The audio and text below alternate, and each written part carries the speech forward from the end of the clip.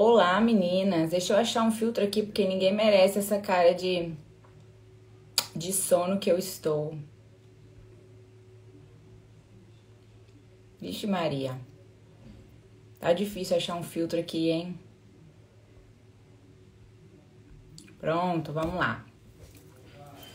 Olá, pessoal. Boa tarde. Falei que eu ia pegar vocês de surpresa numa live. E justo hoje, né, dia 4 de outubro, dia do meu aniversário, um domingo, eu venho aqui falar com vocês. E o tema da live de hoje é desmame. Então a gente vai falar um pouquinho, porque foi um tema super pedido.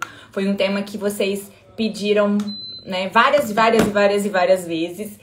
E aí eu falei, quem pedir mais, ganha mais. Então nós vamos falar um pouquinho sobre desmame. Primeiro eu vou contar pra vocês um pouquinho das minhas histórias de desmame, como é que foi. Então vocês sabem, eu tenho duas filhas, a Isadora, que hoje tem 5 anos, e a Maitê, que tem 3 anos. E eu queria falar com vocês como que foi o desmame delas, né? E como que seria, né, de uma forma pra gente trabalhar um desmame, a gente chama de desmame gradual, né? Que é um desmame onde a criança ela vai aos poucos se acostumando e o nosso corpo também vai aos poucos se acostumando. Então acaba sendo um desmame mais respeitoso, né? Que leva em consideração um pouquinho das necessidades, né? Mais das necessidades dessa criança. Vamos lá então. Bom, então como é que foi a história da Isadora? Então Isadora, Isadora era um bebê que acordava muito à noite. E quando ela tinha mais ou menos 1 ano e pouco, assim, né? Na época eu não trabalhava, né, com o sono infantil. E quando ela tinha mais ou menos 1 ano, eu já estava extremamente esgotada. E com 1 ano e 4 meses, mais ou menos, eu contratei na época uma consultora de sono, que foi inclusive uma colega minha do curso de sono. E a gente começou a fazer o desmame noturno dela. Foi extremamente difícil, né? E aí eu acabei nós tivemos tanta dificuldade com essas questões, né? E a amamentação, assim, o fim da amamentação foi eu tava muito cansada, exausta, porque ela acordava várias vezes, né? E eu não tinha trabalhado essa questão, né? Do sono antes, então eu acabei desmamando por cansaço. E eu já não aguentava mais amamentar, então pra mim era uma tortura. E aí nós fomos até 1 ano e 9 meses de amamentação. Então foi mais ou menos assim, né? Então foi um desmame gradual. Por quê? Porque primeiro eu fiz o desmame na época, primeiro eu fiz o desmame noturno, depois eu fui fazendo o desmame do dia, né? E até que finalmente a gente tirou todas as mamadas dela. Mas foi muito difícil pra ela na época, foi difícil pra mim também, né? Eu passei por uma perturbação da amamentação. E aí acabamos passando por esse momento, assim, e eu até hoje eu sinto, assim, que não ficou muito bem resolvida essa situação, nem pra ela e nem pra mim. Quando eu logo engravidei da Maitê. Então Isadora desmamou com mais ou menos 1 ano e 8, 1 ano e 9 meses. E 1 mês depois eu engravidei da Maitê. E como é que então foi a minha história no caso do desmame com a Maitê? Bom, a Maitê, como a gente já tinha trabalhado, né? Como eu já era consultora de sono também, então eu já tinha trabalhado essas questões de sono com ela. Então, assim, depois a Maitê sempre foi um bebê que acordou menos à noite, acordava 1, 2 vezes à noite, né? Até 1 ano de idade. Depois de 1 ano, normalmente ela acordava 1 vez à noite. E aí, eu resolvi fazer com ela o desmame noturno com mais ou menos 1 ano e... Acho que ela tinha 1 ano e... Ai, não me lembro exatamente agora. Acho que era 1 ano e 6 meses, mais ou menos. Acho que foi um pouco de fevereiro. Depois ela tá 1 ano e 8, mais ou menos. 1 ano e 8 meses nós fizemos o desmame noturno dela. E ela seguiu amamentando, né? Seguiu mamando até 2 anos e 8 meses. Então, depois de 1 ano do desmame noturno, a gente fez o desmame total dela. E foi um processo muito mais tranquilo, como eu estava mais descansada, como eu já consegui trabalhar melhor essas questões do sono, desmame noturno e tudo mais, eu consegui manter a amamentação por mais tempo com maior tranquilidade, porque não era uma coisa que me desgastava. Eu cheguei à conclusão, né, de que estava na hora para nós duas. E a gente foi fazendo, então, um processo de... Ela já era uma criança que entendia muito, então conversava. Então foi um processo muito mais tranquilo do que o processo da Maitê. Da Isadora, desculpa. Bom, então assim, o desmame, o que acontece? O que é o desmame, né? Porque quando a gente fala, é estranho, né? Uma pessoa que faz que ajuda as pessoas a amamentarem e falar de desmame, parece que é um contraponto. E na verdade não é, né? Então o desmame, né, faz parte do mame. Então toda criança que segue mamando, uma hora ela vai precisar desmamar. E a gente entende que o desmame, ele começa, por exemplo, a partir do momento que essa criança, que esse bebê, ele começa, por exemplo, a introdução alimentar. Então, ali já começa o desmame. Então, quando você está introduzindo novas formas de alimentação, né, você já está, de certa forma, reduzindo as mamadas, né, organizando as mamadas, reduzindo as mamadas. Então, já começa um processo de desmame. Qual é a importância da gente trabalhar esse processo de uma forma mais gradual e até mesmo respeitosa no lidar com o bebê nesse sentido, né? Então, assim, tem muitas pessoas que falam assim, não, é só passar, fala que a mama tá dodói, passa coloca um curativo, pinta o seio, ou então passa pimenta, passa limão, passa não sei o que lá no peito pro bebê poder mamar e achar que tá doendo. E isso não é muito interessante, né? Porque, na verdade, imagina a situação. Até aquele momento, aquele seio era tudo para aquela criança. Então, toda forma de comunicação, de acalanto, de contato, às vezes se dava por aquilo ali. E, de repente, você, então, fala que aquilo ali tá te machucando, né? Fala que aquilo ali tá ferindo, que aquilo ali tá doendo. Como que ela vai se sentir? Como que essa criança vai se sentir? Então vai se sentir mal, né? Ela vai ficar triste. Ah, sim, eu vou fixar aqui o assunto na live. Manda aí pra mim, meu bem, o nome da live é desmame. Desmame gradual que eu fixo. Escreve aí no comentário alguém, desmame gradual, pra eu fixar aqui, por favor. Pra eu não ficar perdendo tempo digitando. Então, como que essa criança vai se sentir diante disso tudo?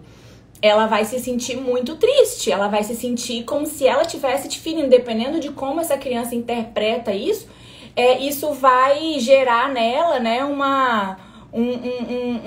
questões emocionais até bastante sérias, né?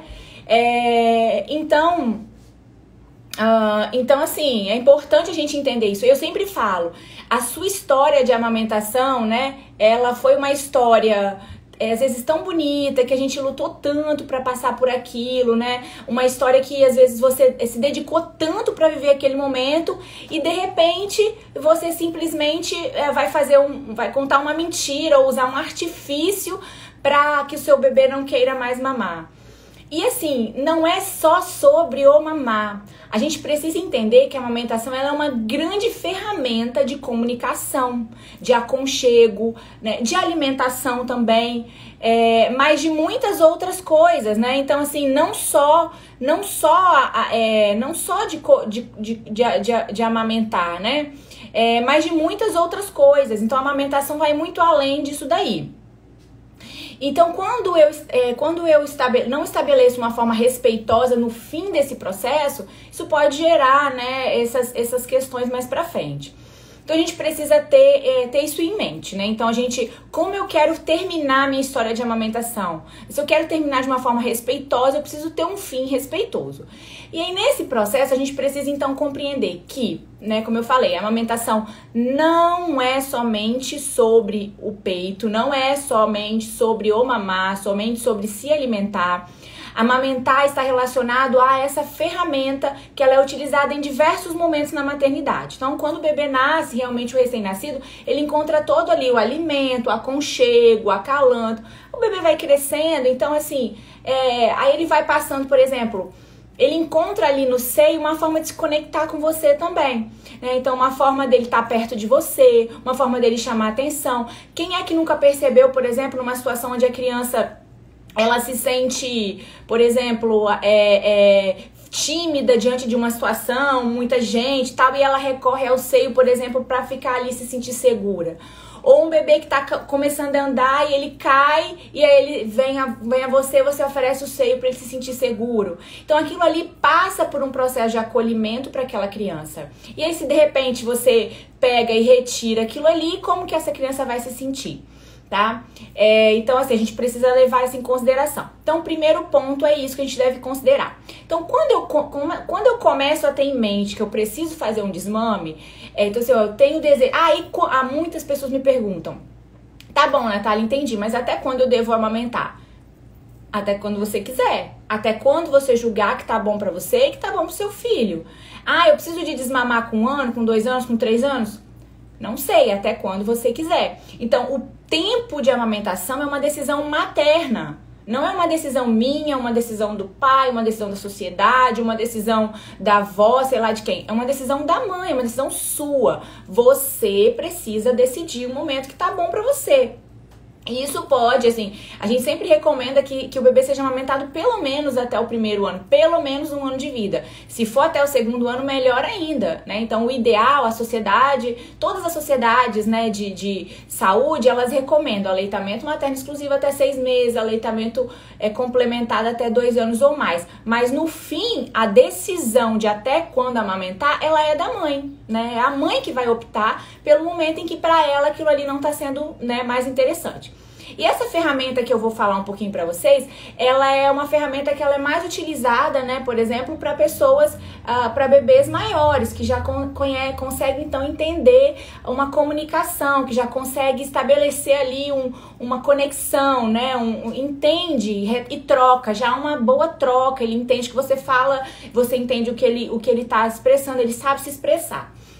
Então, sim, na verdade a gente pode fazer em 3 etapas, né? Mas basicamente, né? A primeira etapa você pode fazer algumas mães, por exemplo, acham que precisam fazer livre demanda pelo resto da vida. E não precisa. A livre demanda, ela é muito importante no início da amamentação, até os 6 meses, até 1 ano de vida. Ela é extremamente importante. O 1º ano de livre demanda é extremamente importante. Por quê? Porque o leite materno é o principal alimento. Depois de 1 ano, quando a gente já tem melhor estabelecido a alimentação complementar e essa alimentação passa a ser a principal forma de nutrição do bebê, o leite materno ele continua sendo extremamente importante também, mas se a mãe quiser coordenar essas mamadas, né, por exemplo, organizar essas mamadas, porque a livre demanda ela é extremamente extenuante, desgastante. E aí eu quero abrir um parênteses aqui para eu não ser julgada, crucificada, né, por aí. Eu não estou dizendo que você não deve fazer a livre demanda após 1 ano. Você pode fazer até 10 anos de idade se você quiser. Eu só estou dizendo que muitas mães se sentem desgastadas, principalmente com bebês maiores, porque elas continuam fazendo livre demanda eternamente. E a livre demanda de bebês grandes é muito mais cansativa do que de bebês pequenos. Porque essas crianças, crianças grandes, né? Essas crianças, elas começam a ter, elas têm uma necessidade muito maior e ainda vai muito mais no peito do que um bebê menor às vezes, né?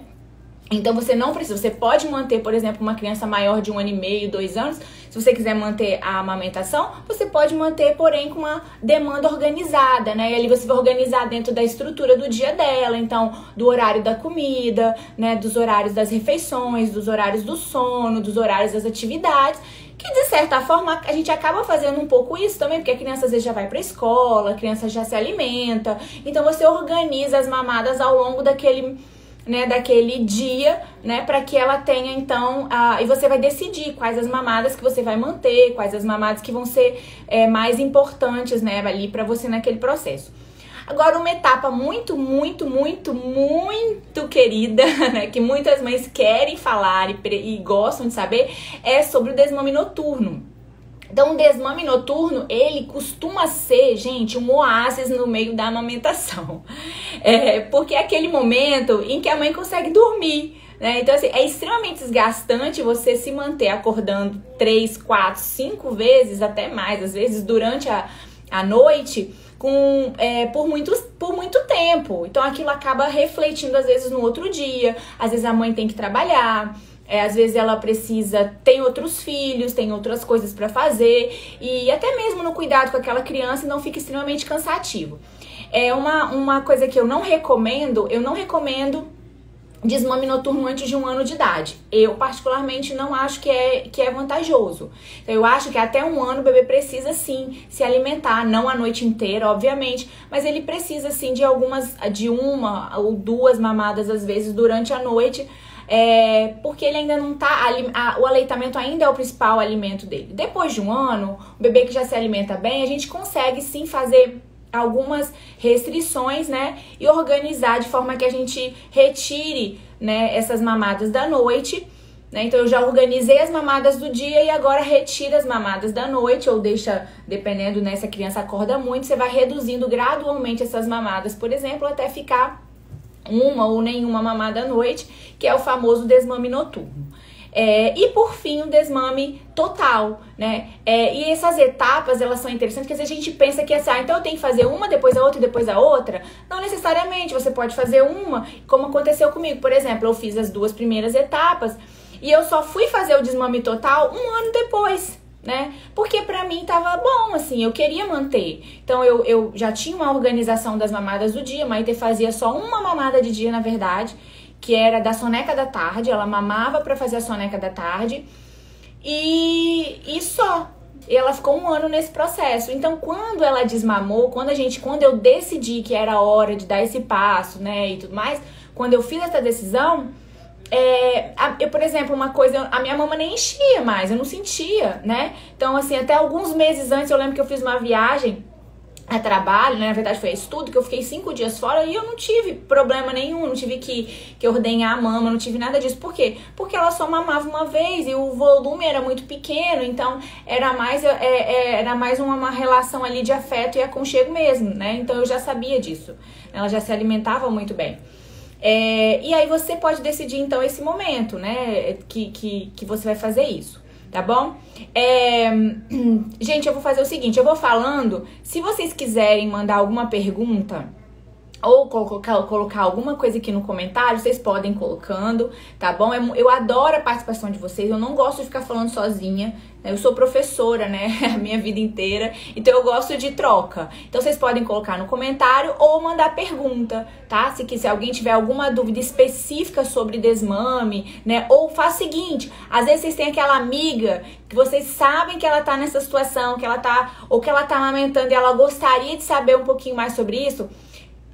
Aqui embaixo tem tipo um aviãozinho, tipo uma setinha. Clica nessa setinha aí e encaminha essa live para essas pessoas que de repente vão estar gostando de ouvir e até de fazer perguntas, tá? Eu não vou fazer uma live muito longa, então faz isso rapidinho, porque daqui a pouquinho eu vou parar e aí não vai dar tempo da pessoa entrar e fazer pergunta, tá bom?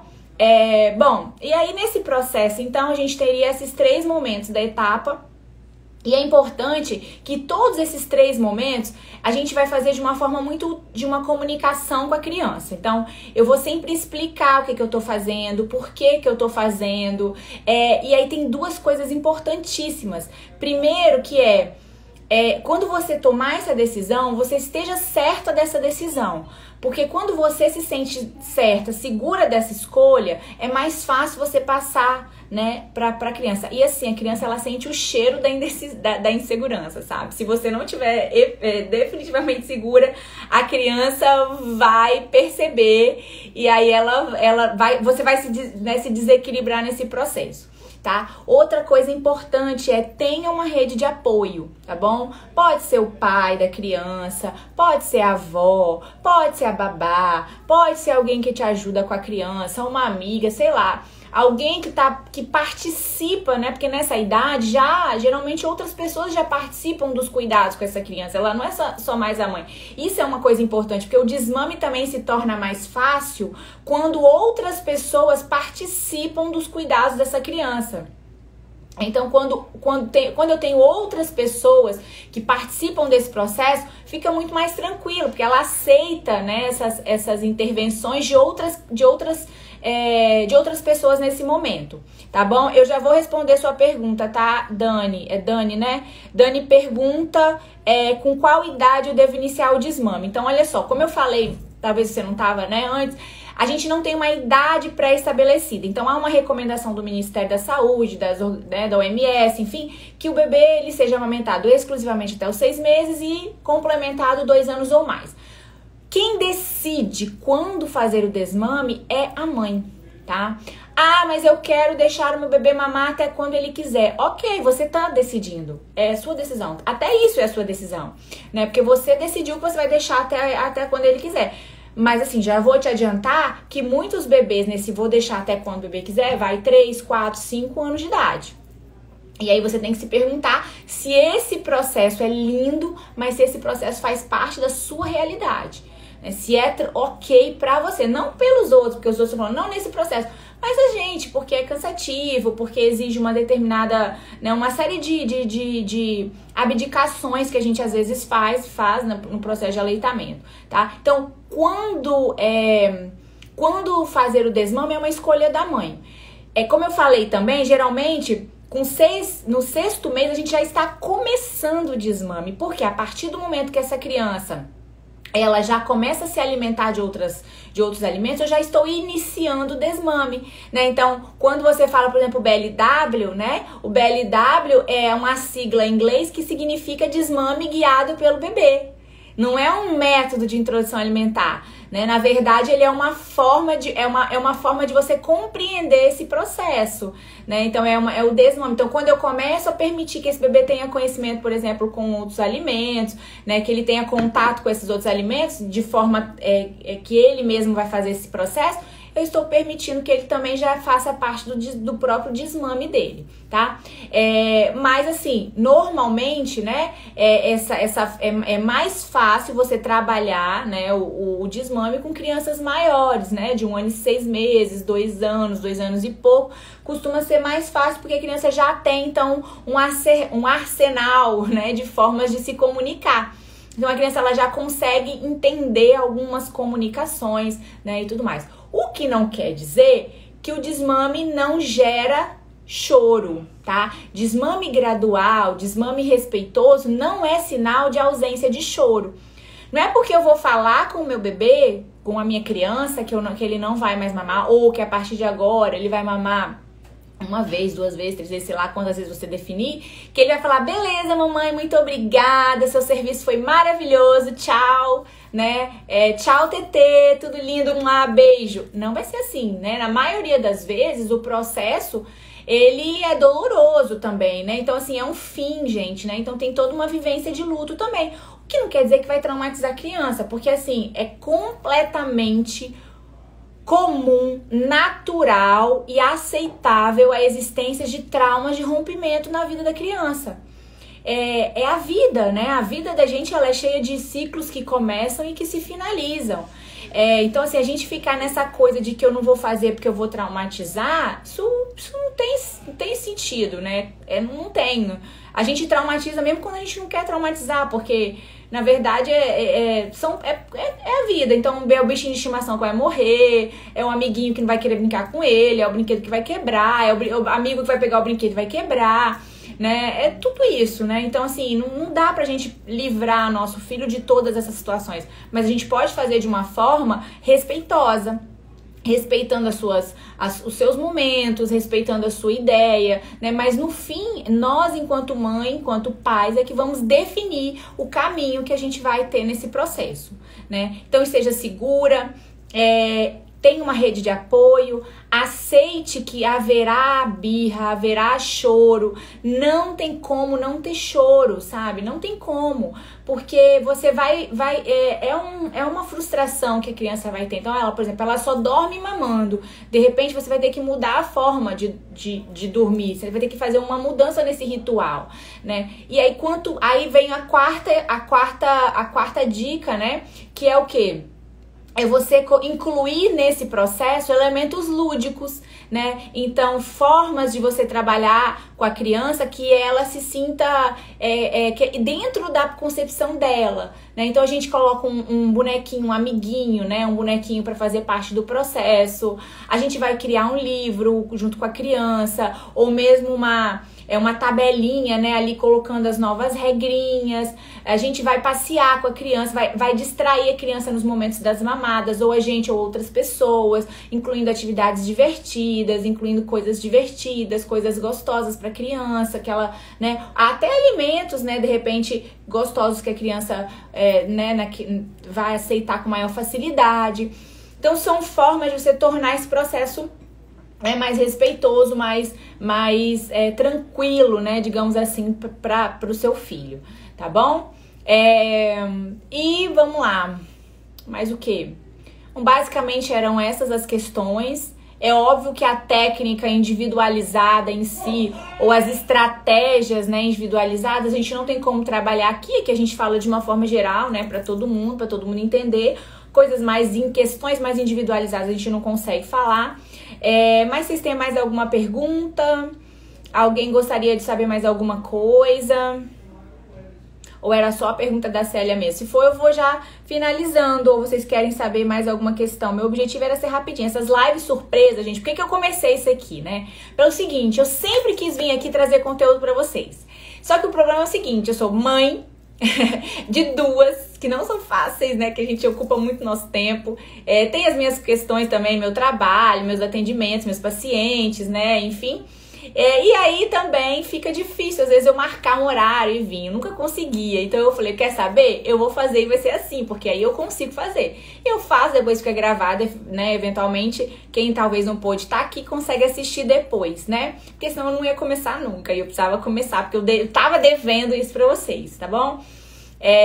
Mais alguém gostaria de perguntar? Ou compartilhar, talvez. É interessante também, gente, que no caso de desmame de chupeta, desmame de mamadeira, pode ser feito também mais ou menos dessa forma, né? Então também tem pessoas que vão fazer a retirada da chupeta e que fazem dessa forma, né, abrupta. A gente chama o desmame, ao contrário do desmame gradual, a gente chama de desmame abrupto. E qual que é o problema no desmame abrupto? Que além dele trazer esses traumas, não é trauma, né, mas além dele trazer essa confusão às vezes para a cabeça da criança, porque a criança fica de certa forma confusa, porque ela pensa assim, né? Como assim? Até ontem eu podia mamar e agora não posso? Principalmente quando às vezes há uma separação total, né? Tipo, a mãe vai, eu vou ficar uma semana na casa da avó, e aí a criança se sente mais perdida ainda. Então o desmame ele tem que ser feito com muito acolhimento, para que a criança sinta que a mama vai, né, a amamentação vai, o seio vai, mas a mamãe fica. E a mamãe também tem outras formas de me acolher, a mamãe também tem outras formas de brincar comigo, a mamãe também tem outras formas de me amar. Não é só o seio, não é só o peito, né, não é só aquilo ali. Então, por isso que eu recomendo que não seja feito esse tipo de prática, né? Além disso, há prejuízos maternos, né? Então, quais são os prejuízos maternos? A mama fica extremamente dura, engurgitada, né? Dolorida, pode até ter mastite. Então, às vezes a mãe, minha mama tá doendo, tá dura, o que eu faço? Tem que tomar um remédio. Então, assim, se for feito um desmame gradual, né? Se for feito um desmame gradual, a gente consegue evitar esse tipo de situação, né? Então, eu não vou ter, por exemplo, esse tipo de problema muitas vezes. Entende? Então, a vantagem é essa. Naira, muito obrigada por compartilhar. Naira diz que por aqui o desmame foi gradual, super tranquilo e fácil. Que bom, maravilha, né? A gente também pode trabalhar algumas questões durante a amamentação aí para mães de bebês menores, né? A gente já ir trabalhando algumas coisas, por exemplo, incluindo outras formas do bebê adormecer, que não só no seio, né? Então, o seio é uma maravilha para o bebê adormecer, mas a gente pode incluir outras formas, porque no momento do desmame vai ficar mais fácil. Presta atenção, eu não tô falando isso pro recém-nascido. Esquece aqui que eu tô bebendo, nada bebê menor de 6 meses, tá? Tudo bebê maior de 6 meses aqui.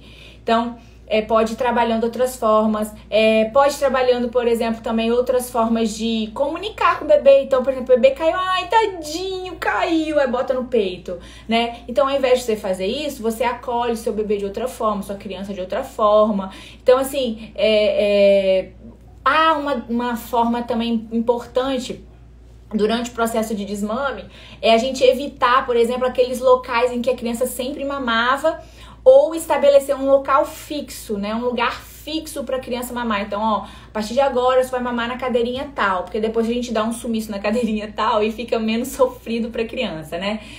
Ou então evitar roupas que facilitem a amamentação, né? Uma blusa mais alta, um vestido, alguma coisa que dificulte, porque às vezes tem criança que puxa a roupa da mãe. Também pode ajudar bastante nesse processo, né? E distrair a criança naquele momento, né? Entrar com outras coisas também, principalmente durante o dia, ajuda muito nesse momento, nesse processo, tá bom? Bom, então se não há perguntas, deixo aqui a minha despedida. Como eu falei, seria uma live, uma conversa rápida, vai ficar salvo. Por favor, depois encaminhe para as pessoas que vocês acham que gostariam de ouvir, tá bom? Que vocês vão estar ajudando as pessoas e também ajudando a mim, né? Porque aí mais gente vai estar vendo esse vídeo, tá? Muito obrigada por estarem aqui comigo num domingo à tarde, né? Que delícia, tá bom? E um grande beijo pra vocês, é isso aí. Uma boa semana pra gente, uma semana abençoada. Espero que vocês tenham conseguido compreender mais ou menos essa etapa e esse processo, tá bom? Tchau, tchau. Tchauzinho.